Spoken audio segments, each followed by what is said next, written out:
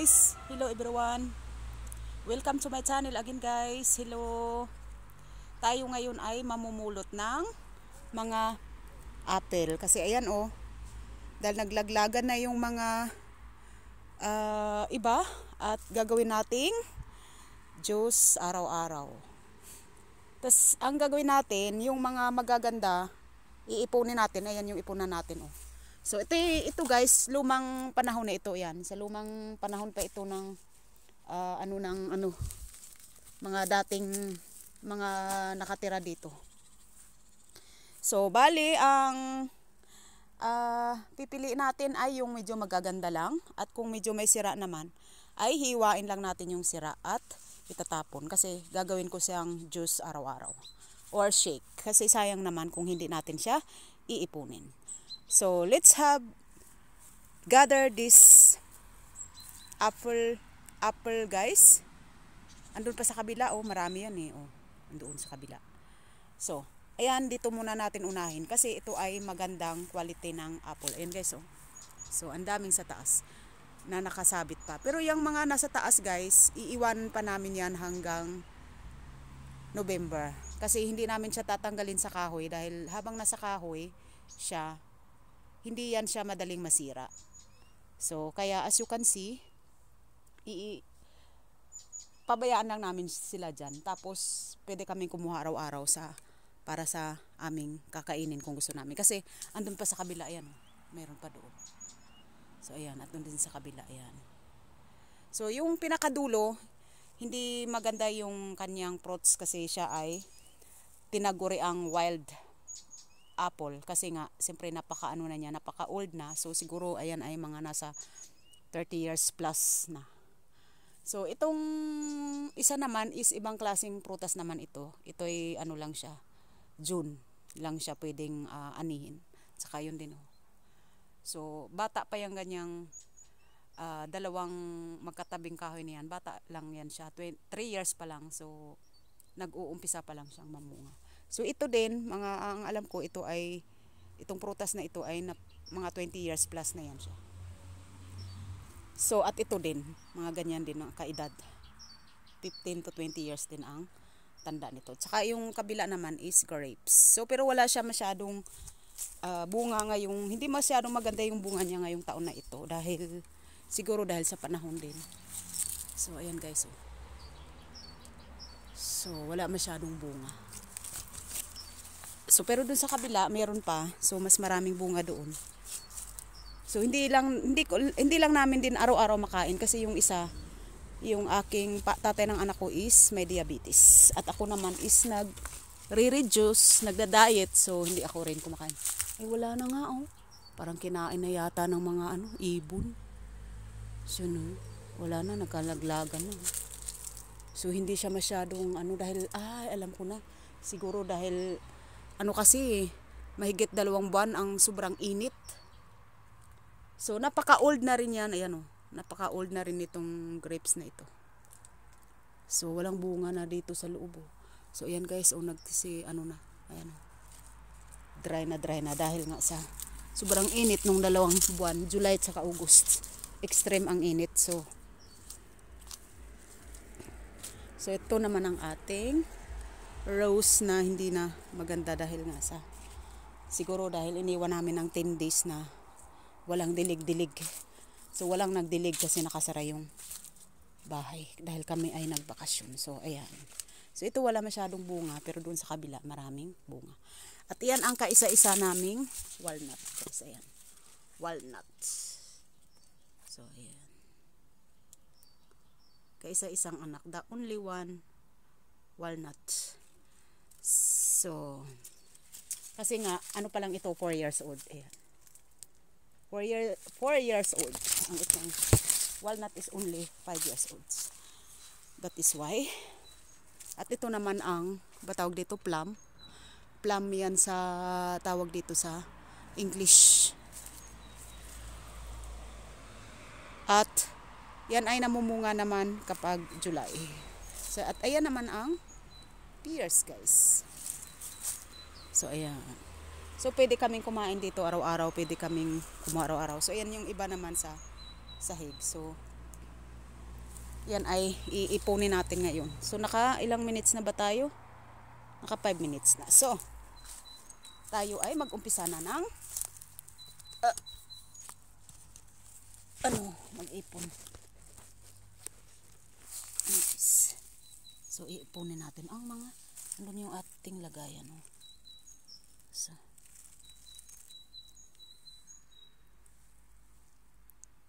ating lagayan. So ayan. So kagaya nito guys. So kagaya nito ayan. So ito medyo may sira siya. Pero maganda dito. Ganito lang talaga itsura niya. Pero kasi hindi, wala itong spray. Talagang sa araw lang ito at ulan. Pero ito hiwain ko lang ito. Tapos yung iba sa loob gagawin ko. Gagawin namin shake. Ito may kunting lamog din siya. Oh, ayan. So kasi nga nahuhulog ito sa dahil nga sa kagaya nito tatapon na lang kasi sirang-sira na talaga. So yan ay vitamin din sa. So ito ang mga pwedeng gawing juice araw-araw. Kagaya nito yan. So ang dami guys. Ang dami talagang trabaho pero okay. So dito tayo.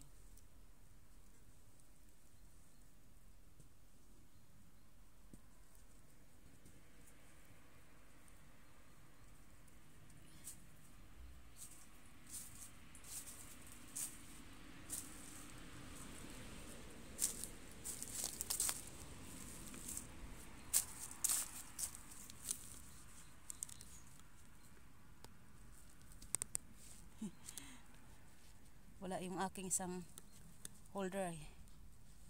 So tiis-tiis lang muna tayo dito sa holder na to na ikot-ikot. So yung sira itatapon ko. So guys, oh, ang laki-laki.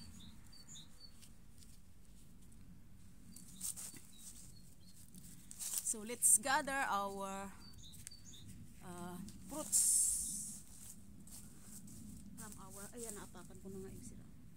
Pwede pa nga ito. Gagawin ng shake. Hiwain ko lang siya. Tapos gagawin ng shake.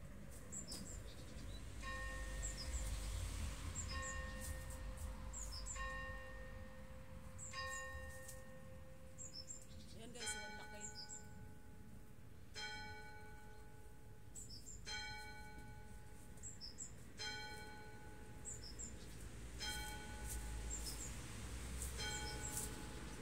Ito yung ipunan natin.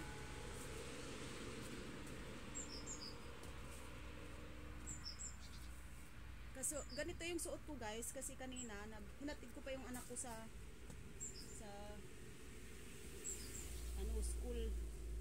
school ng music. So kaya hindi na ako nabihis. Diretso kaagad ako dito kasi bukas maulan. Kaya mas maganda kung ipunin ko ngayon.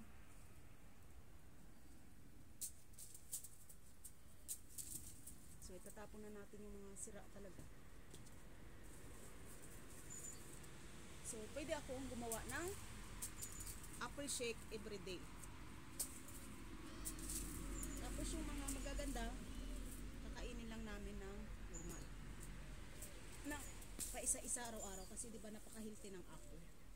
So kagaya nito, ayan, pwede namang hiwain yung sira tapos hiwain lang yung medyo pwede pa tapos gagawing shake. So ganun ginagawa ko. At least alam nyo guys, sobrang tipid na namin sa prutas kasi so dahil ganitong oras talaga marami talagang prutas dito sa Europe. So yan guys, so ang laki. May sira nga lang yan. So, ang gagawin ko, kagaya ng sinasabi ko kanina, ito naman napakaganda, walang sira. So, ito meron. Dami.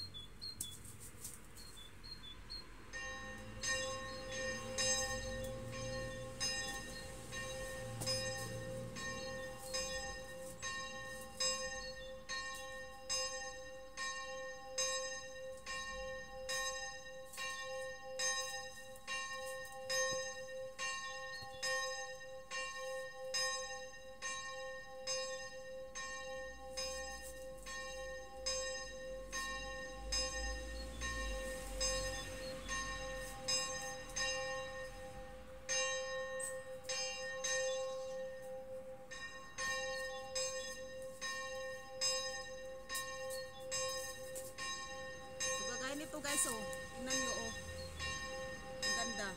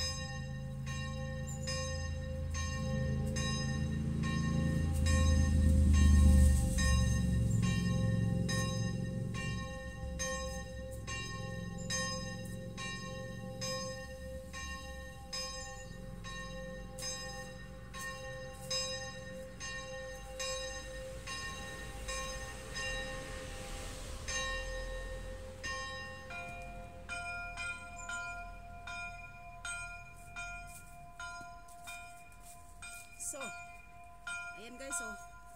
Tingnan niya, oh. Oh, kaganda. Hindi masyadong maganda yung may ano-ano sa mansa, pero wala siyang sira na ano. Walang sira na lamog. Kasi lahat naman ito nahuhulog lang dahil sa hangin. So, ayan, oh.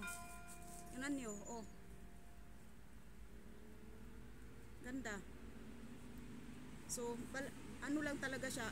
Ay, alam ko na guys, kagatin natin. Para pakita ko sa inyo sa loob na hindi sira. Kasi mamansa lang talaga sila dahil kasi wala ngang spray. So,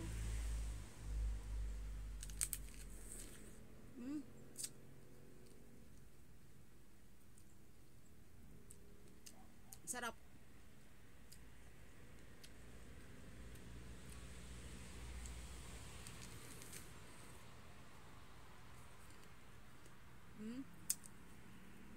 Napakaganda. Sa labas lang talaga ang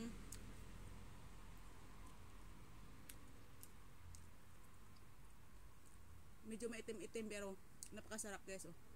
Saka tamang-tama lang ang sarap. Ang tamis.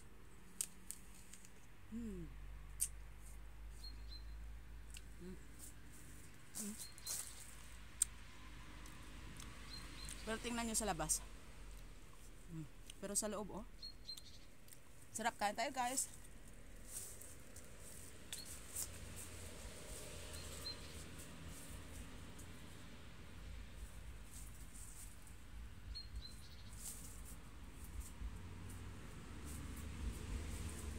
Dito na lang ako. Kakain na lang ako ng apple.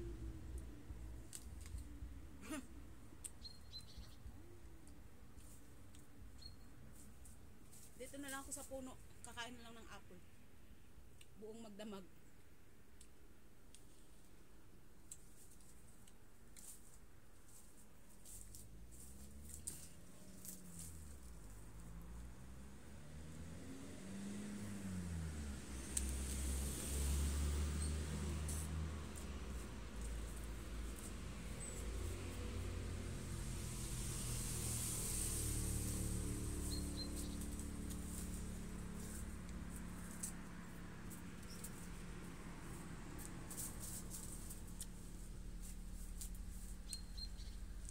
Guys. Dami pa, oh. Dami pang iipunin.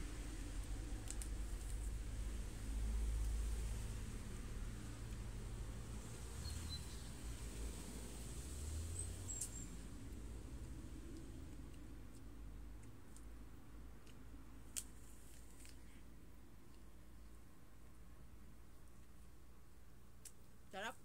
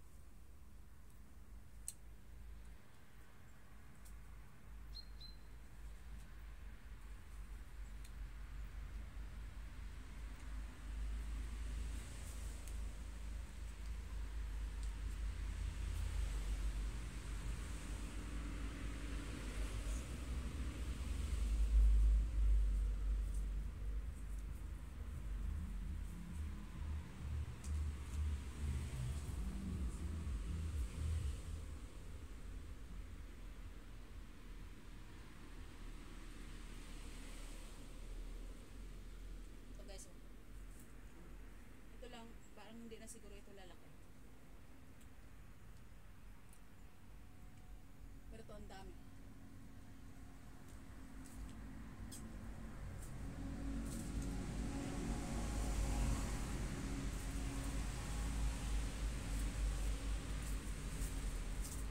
Kagaya nito, walang lamog, walang sira-sira.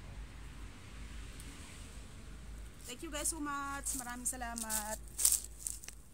Salamat po guys sa inyong lahat. Thank you. At kayo nakikain sa akin. Thank you.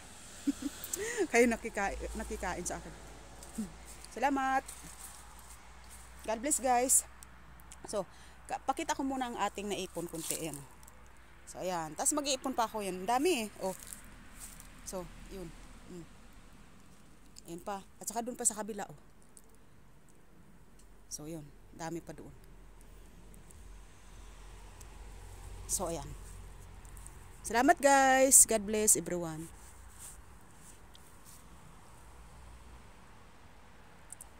Ang ating kayamanan ay ang prutas na apple. So, pa yung iba. At ang pears. So, ayan. Ba? So, ang dami-dami naming prutas. At sobrang malaking tipid guys. Maniwala kayo. Napakalaking tipid. Ayan. Thank you guys. God bless.